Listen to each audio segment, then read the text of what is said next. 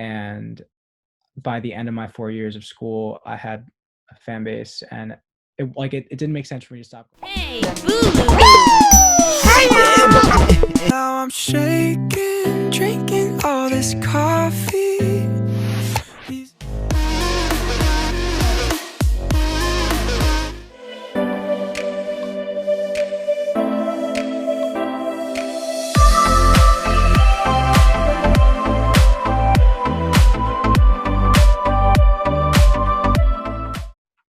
A lot of it is setting your priorities. I think the best advice I can give is whatever you can do, like whatever if you're making music and releasing it on the internet and that's all you're doing, you can do that with a full-time job. You can do that while you're in school. It only makes sense to leave school if it makes sense for you to tour and play shows on the road.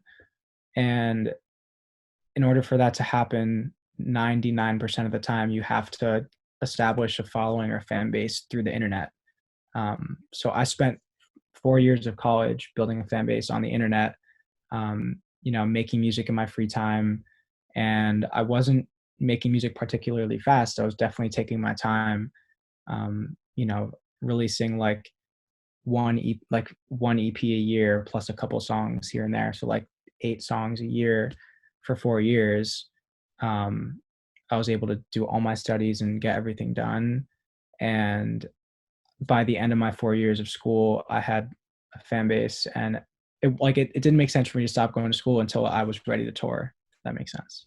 So I would say anything that you like, it's very, very doable if you're willing to teach yourself how to do it completely on your own. I think it gets more challenging when you start involving other people, and ironically, it gets more time consuming when you have to rely on more people.